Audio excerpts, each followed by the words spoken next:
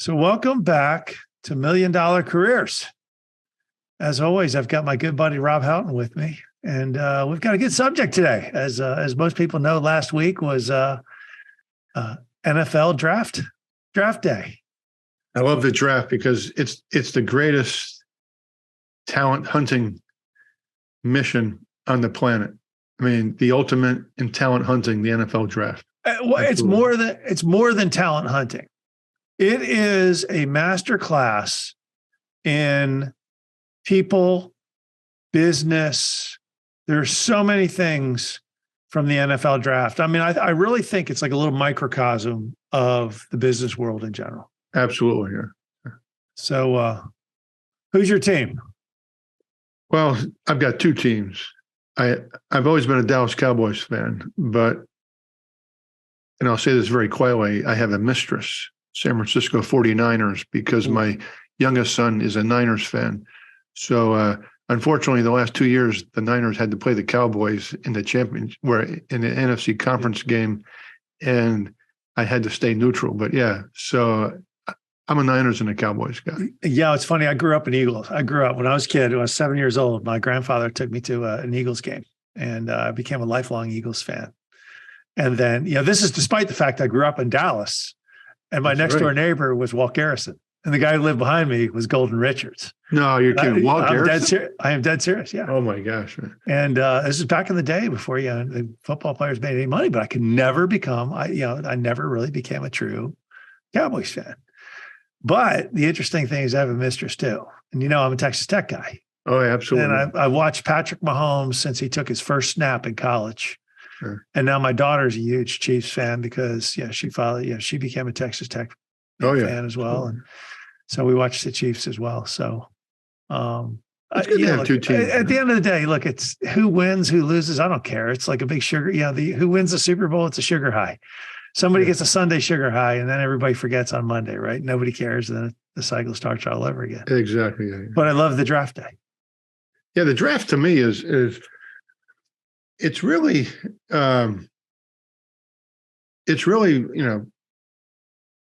potential versus production. Mm-hmm. And you see this play out in the NFL draft as you do in the business world, in the recruiting business. I see this all the time. Like a good example, this year's draft, right? Mm-hmm. Potential, right? The potential pick was Anthony Richardson. Just getting ready to talk about him. Anthony Richardson, a total freak, 6'4", like 240, runs like a deer, jumps high. Mm-hmm. But if you look at his record in college, the games he started, he was 6-6, and he threw 17 touchdowns and 9 interceptions. So that's the potential. You look at the production, Stetson Bennett for Georgia. Yep. 5'11", 190 pounds, soaking wet, weak arms, small, doesn't move well. All he did was win 2 national championships. Yep. He gets drafted in the 6th round, I think, and Anthony Richardson gets drafted number 3. So it's I look at the draft as fascinating because you look at teams drafting a potential and you look at teams drafting on experience.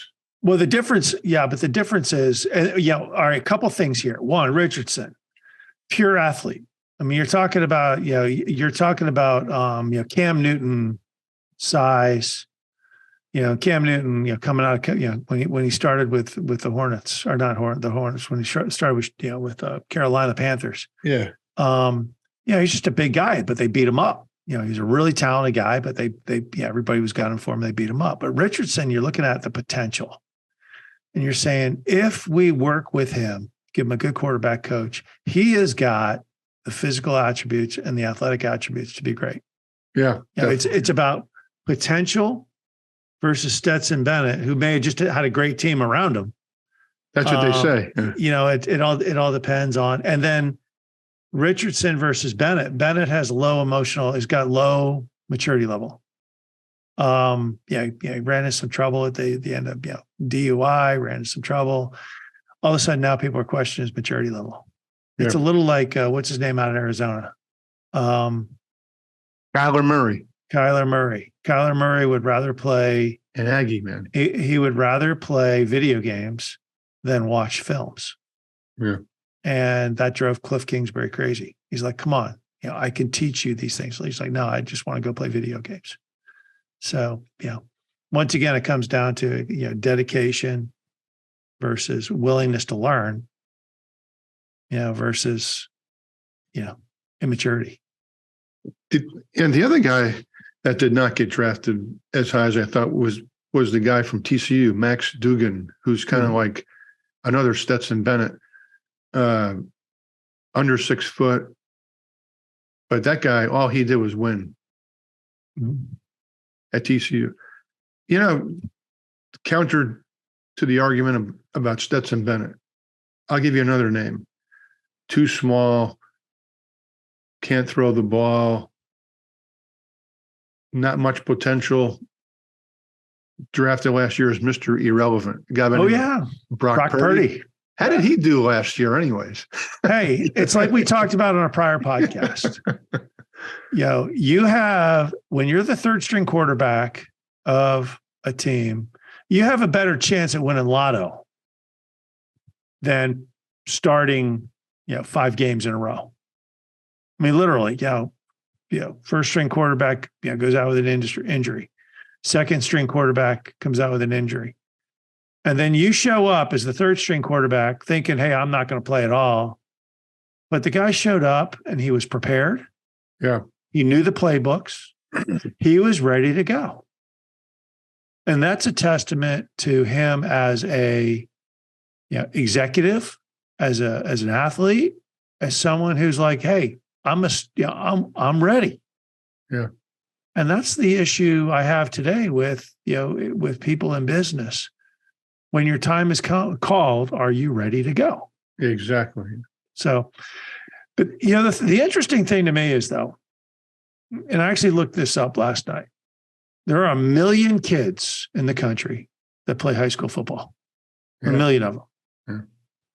You go to college, that number precipitously drops to 96,000. From 96,000, it goes to 1,600 in the NFL. 1 million, 96,000 to 1,600. It just shows you, everybody, how many people out there are like, I want to be a CEO. I want to, the caliber, to get from here to here to here, it's an exponential leap. It is amazing. And that's why in the NFL, they keep replenishing every year. It's like a good business, even if you think you're set, it's always good to bring in a young sales guy, right? Right. You just keep, and so we're talking about, the big economic thing right now is layoffs. Well, just because somebody's laying off doesn't mean they're hiring. Exactly right. You think about it. We're laying off 1,000 people, Facebook, but who knows? As they're laying off, hey, we're top grading some people too. Exactly. Yeah, they can be laying off 1,000, but hiring 250. Yeah, that's right. I mean, that was a big thing where I grew my business. Where I grew my business during the Great Recession was I had CEOs calling me up saying, I need to lay off 3 people, but I need somebody to do the job. Go find me one really, really good person who can handle these 3 jobs. Yeah. And I made a lot of money doing that. And the fact of the matter was, those people are out there. You give them a good opportunity. You show them a good opportunity where they can grow as a person, where they can get their net, they can build their own personal wealth too. Yeah. I'll go there. How do you see your clients hiring? If you had to pick 2 different baskets, one hiring on skills, hiring on potential versus hiring on experience and attributes. How do most of your clients view that? My clients mostly want plug and play. They're kind of like, somebody's been there, done that. Right. We want an experienced general manager. We want an experienced CEO, or we want an experienced finance person.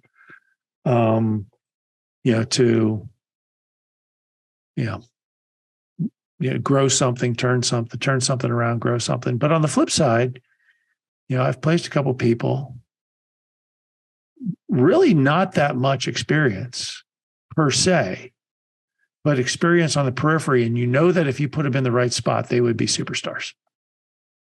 And I talked to a couple of clients and I said, hire this person. They will be a superstar. And that turned out to be the case. No BD, no business development experience, no sales experience. I'm like, yeah, but give them a try. I think you'll be pleasantly surprised. Yeah. And they've been more than pleasantly surprised. Yeah. I think a lot of it too has to do with fit. And I was looking at the NFL draft again, right? So there's this guy, Jalen Carter from Georgia, big defensive tackle. Probably he was rated the best athlete, even for a big man, like 6'3", 300 pounds. Super athlete. And he was rated like the best guy. Unfortunately, during the NFL Combine, he was arrested because he was involved in a reckless driving incident where I think 2 people died. Georgia guy. Yeah, they were racing. Yeah, Georgia guy, right? University of Georgia. Yeah. Jalen Carter, unbelievable guy, just took over the NFL, took over the championship game 2 years in a row. And they were talking about how that was really going to drop his status in the draft. He became a risk, because of his supposedly bad character, but who knows what the circumstances were of the reckless driving. So I'm sitting there thinking to myself, there's one team that I do not want to get Jalen Carter, and that's the Eagles, because the Eagles are in the same division as the Cowboys. Plus, the Eagles are the prime threat for the Niners, right? Right. I'm thinking, please, anybody but the Eagles. But then I started thinking about this and thinking to myself, he would be a great fit for the Eagles. And why? Because they have a lot of senior, experienced, good character guys under defensive line already, Fletcher Cox and all these other guys. And I'm thinking, man, if there's one place that he would fit in, that he would have built-in mentorship and some experienced guys to kind of show him the ropes of the NFL, the Eagles. And here comes the Eagles pick. The Eagles actually moved up, I think, 1 or 2 spots. And I told my wife, I said, watch this. These guys are going to get Jalen Carter. And sure enough, they picked Jalen Carter, man. And it was because it was just a great fit. And I see that in the corporate world too. Sometimes people are just great fits, Well, it's coachability. I mean, it's 2 things. It's 2 things there. One, it's, emotional intelligence over EQ over IQ. And as we were talking about Bill Koch, a guy ex-CEO that I know, former CEO I know down in Texas, who's doing a lot of executive coaching. And he said something that stuck with me. He said something to me 2 years ago, 3 years ago, that stuck with me to this day. Emotional intelligence over EQ over IQ. And he said, because artificial intelligence is going to be really smart, but it can't deal with people. Right. Yeah. So I think when you talk about like a Jalen Carter, kid like that, one, there's redemption.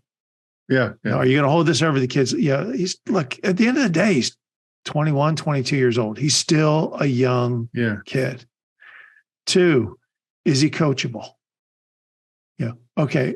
If he's coachable, if he's got good character and made a mistake, and we pair him up with people who are going to, you're probably in a pretty good spot.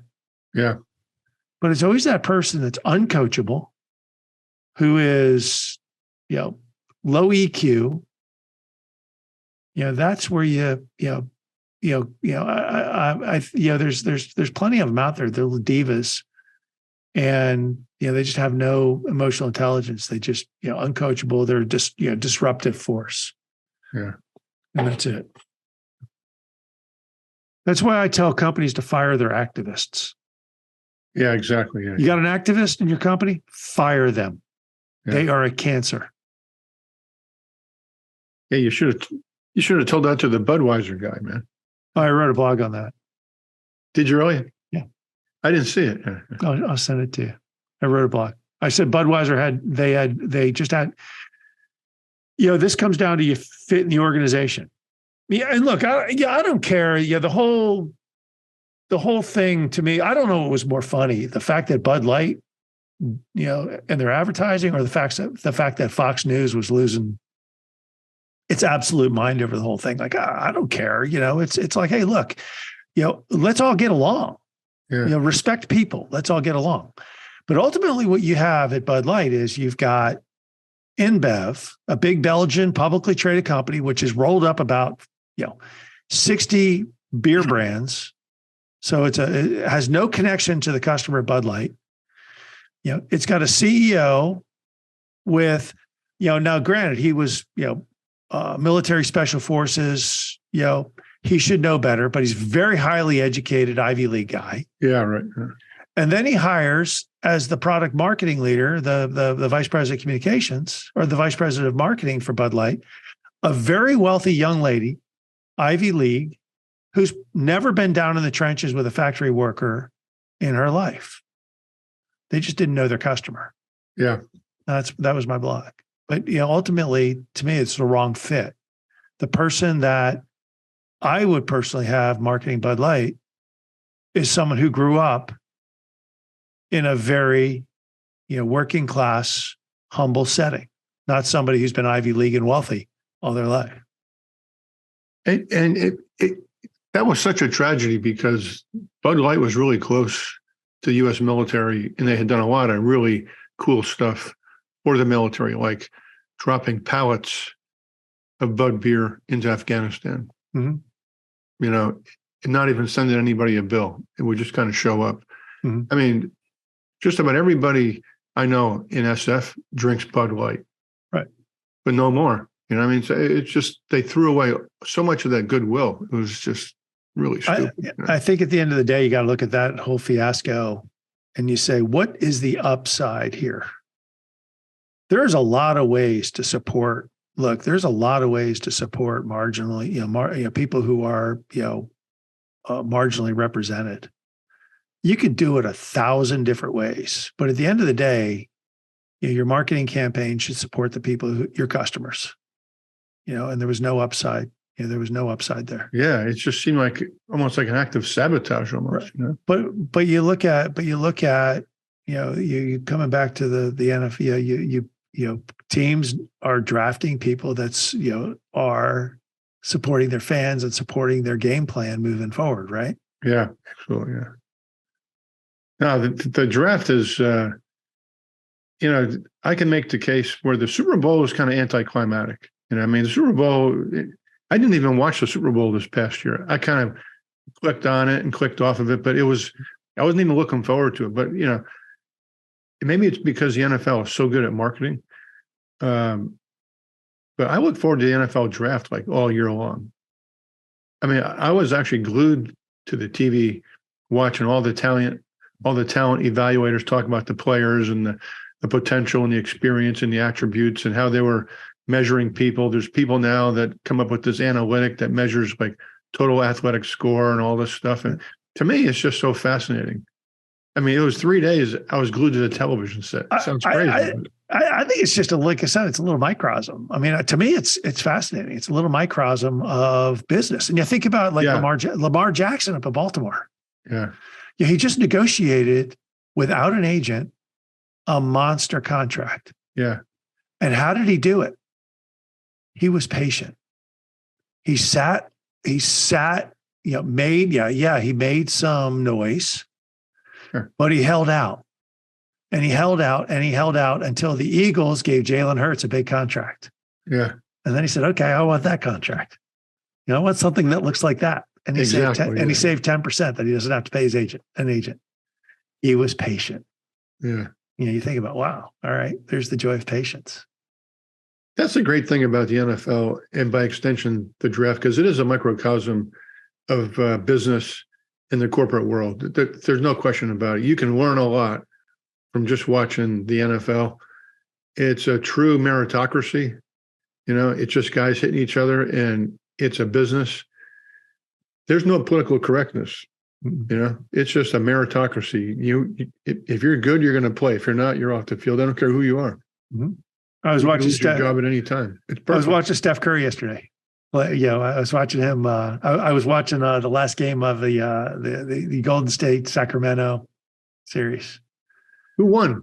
Golden State. They were looking a little ugly at the end of the third quarter, and all of a sudden they just lit up in the fourth quarter. They won by 20 points. So the Golden State took the series 4-3. Who do they play now? I don't know where they go next, but yeah, the NBA is the same way too. I mean, the NBA, NASCAR. I mean, that's why professional sports and even amateur sports, college football, I like even more than the NFL. You know. But you look at Steph Curry, a guy like Steph Curry.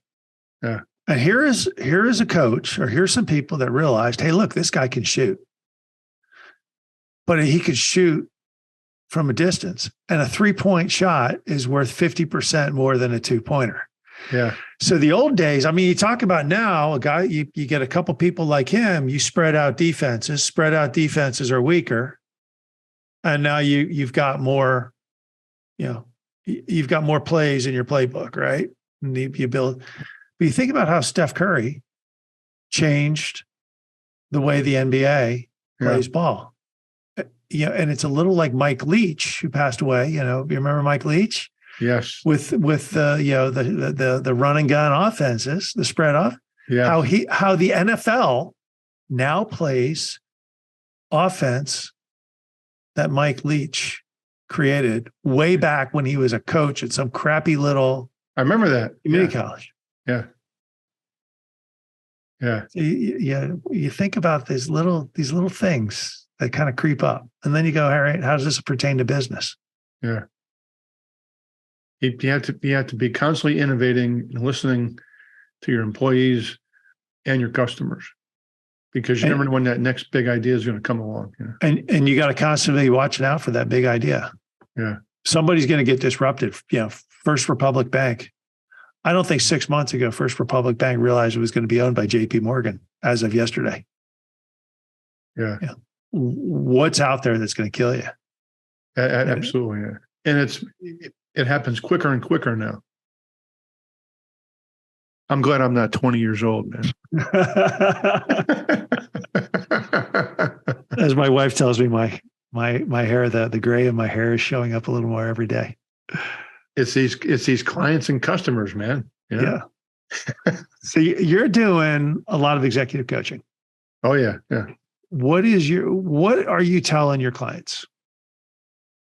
I'm telling my clients to make sure that you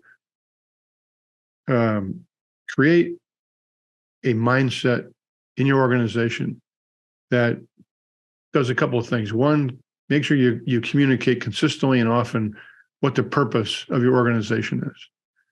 And secondly, you want to provide a structure so that your executives can own what they do, and most importantly, enable and empower and respect all their staff, because that's where the next big idea is coming from.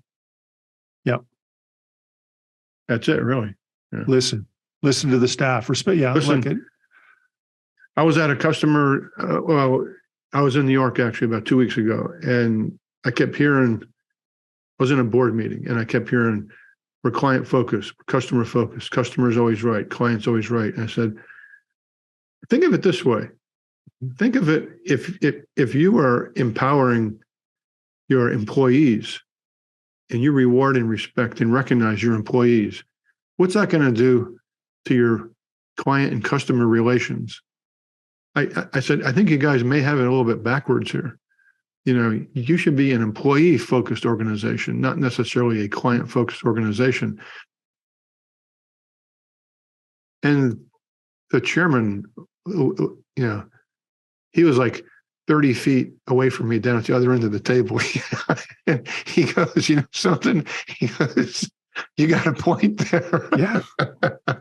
He goes, "I never really thought of it that way." He says, "You're right. We need to get really focused on our employees, get them empowered, enabled. Mm-hmm. And then by extension, our customers are going to be a lot happier."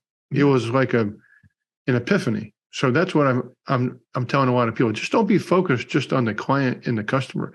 Focus on your employees, man. Right. Yeah. Look, that is your most important asset. Yeah. No, look, I've seen, this is why I'm not a big believer in stakeholder capitalism.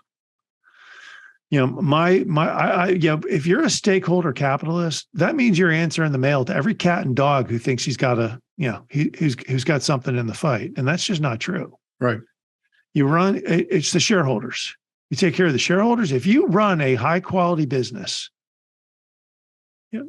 everybody else will be taken care of. The employees, if you run a really high quality business and take care of your employees, your customers will be very happy.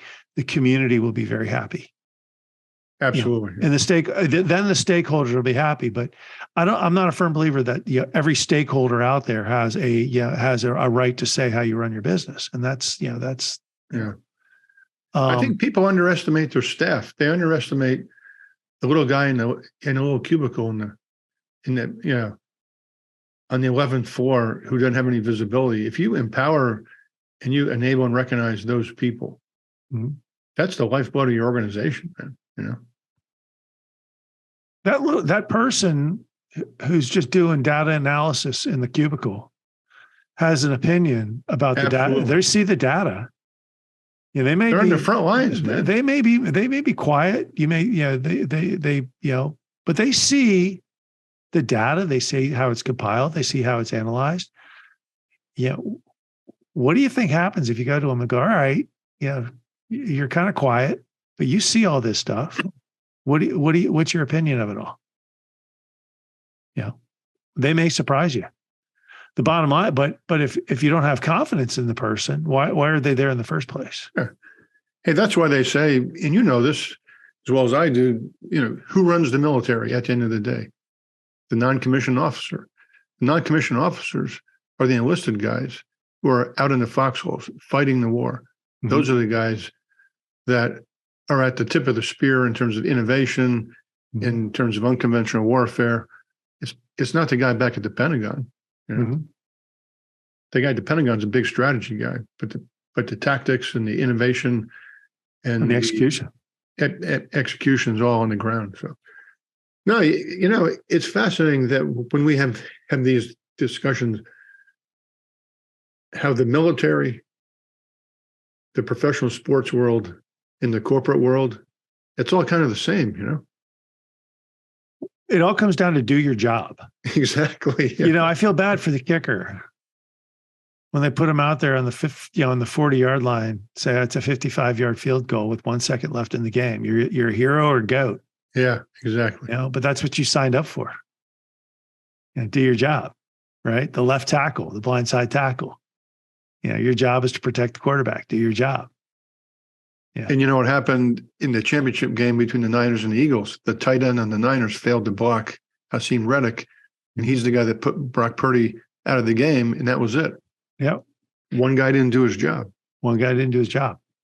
And that's, you can do everything right. All the drafting, the strategizing, the roster building, the stadiums, the coaches. But if that one guy doesn't do his job, that's what happened. That's it. But why do you think the Detroit Lions are always in the cellar? Or why do you think there's some teams, Cleveland Browns? I pity the Jets fans. Why do you think, to me, it's, I'm glad Dan Snyder is leaving the Redskins. Yeah. That guy's a cancer. Yeah. It's because they don't have leadership. Mm-hmm.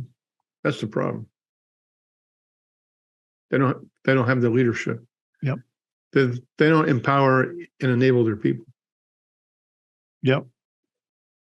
I can't wait for the draft next year, man. I just like to see people. I like to see people succeed. And I think that's where it is. I like to see the underdog. I love to see the Brock Purdy's out there, and I love to see them succeed. I love to see them really do well. I want to see this kid Anthony Richardson do well. Yeah, because he comes out of nowhere, and you're like, wow, it's really cool to see that happen. I think what's going to be interesting to see. We'll have to revisit this next year and see how Anthony Richardson's doing versus Stetson Bennett.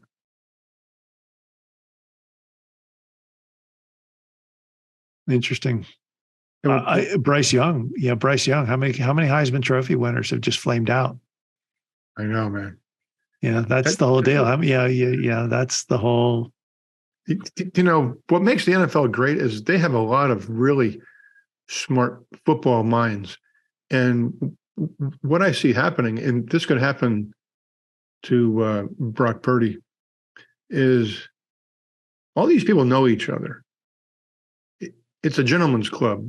Mm-hmm. So all these coaches on opposing teams that are so cross-pollinated that everybody knows each other, and they get the book on young players. Uh-huh. And they'll call each other and say, hey, how the hell do I stop this Brock Purdy guy? How do I stop this guy? How do I stop, all these people? And you'll see a lot of times they will figure out like one weakness of a player and they'll stop them. Mm-hmm. And that remains to be seen with a guy like Brock Purdy. When he starts this year, the NFL is going to have a book on him. How do we stop this guy? And the amazing thing is about a guy like Patrick Mahomes, everyone's tried to they've had 3 years, 4 years to get the book on this guy. They still can't stop him. That's what's amazing about Mahomes. They can't stop him. Guys like Tom Brady, Peyton Manning, there's only a few of them out there. And it's always great to see who the next guy's going to be, Highly talented, high EQ players. Yeah, highly talented. Mahomes is a student of the game. He watches films for hours. He's a student. Brock Purdy, my guess is he goes back to backup quarterback role. He's not a starting quarterback. He'll go back to a backup, but I'll bet you he'll be a very successful coach someday or executive.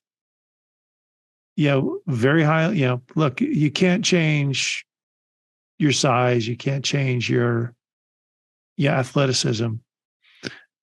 But you can, your mind is the mind is a great thing to adapt. I mean, just because somebody doesn't make it as a salesperson doesn't mean they can't make it as a great general manager. Of course. They adapt, it's and I think that's what I love about this little microcosm of, the NFL draft. It's like, you can see how people develop and how to develop people. Yeah. It's great, man. How do folks get a hold of you, Rob? They can just email me at rob@mrfairfax.com. I'm on social media. I'm on LinkedIn. They could call me 703-395-3466. I'm available anytime. As Craig mentioned earlier, we specialize in insurance. So if you have an insurance background in the Virginia, Maryland, Washington, D.C. area, and you're a top talent along the lines that we've just been discussing over the past 30 minutes, definitely call me. I've got some great clients for you. Awesome. Thanks for coming on, Rob. It's been great as always. Thanks, Craig. Appreciate it, man. Talk soon, buddy. All right. I hope you enjoyed the latest edition of the Aerospace Executive Podcast. You can reach out to me directly, Craig at northstaresg.com, or check us out at www.northstaresg.com. You can subscribe to this podcast on iTunes, Stitcher, Podbean, or on YouTube. Just do a search for Aerospace Executive Podcast. Thanks again. I'm Craig Piven.